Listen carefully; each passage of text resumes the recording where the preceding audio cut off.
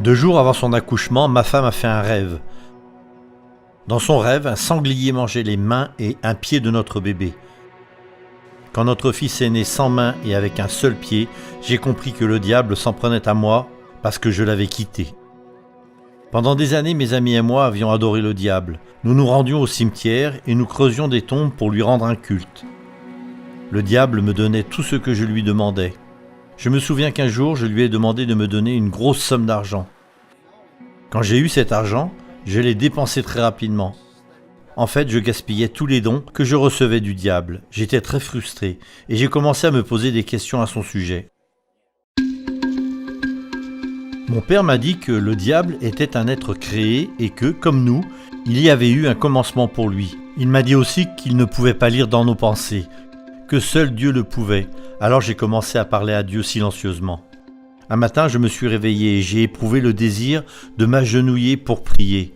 Mais je ne voulais pas montrer au diable ce que je faisais. Alors j'ai décidé de rester dans mon lit. Pendant ma prière, je me suis senti gêné par mon manque de courage. Je me suis donc levé, j'ai pris ma machette et je suis allé dans les bois. J'ai débroussaillé un petit espace et je me suis agenouillé.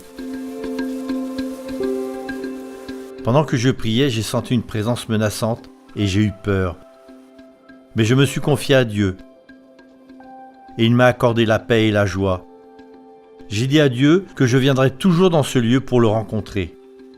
Plus tard, j'ai demandé une Bible à mon père et il me l'a donnée, ainsi que la tragédie des siècles d'Ellen White. Il m'a encouragé à lire le chapitre intitulé « Les pièges du diable ». Peu de temps après, j'ai décidé de donner ma vie au Christ et de devenir pasteur. C'est alors que le diable s'en est pris à moi par l'intermédiaire de mon bébé.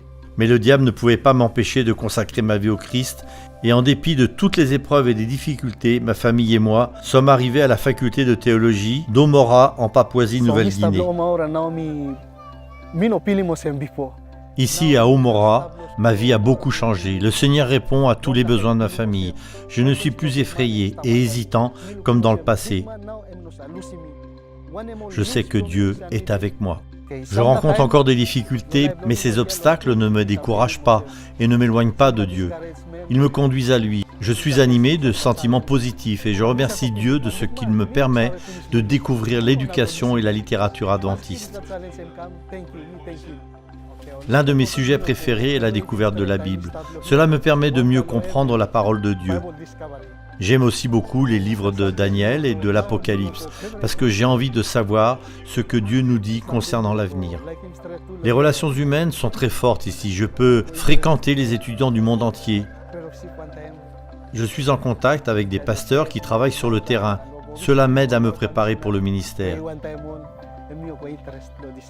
Je fais des plans pour rentrer chez moi et dire aux jeunes qui creusaient des tombes avec moi dans le cimetière pour adorer le diable qu'une vie bien meilleure les attend. Il existe un Dieu qui peut les transformer, tout comme il m'a transformé.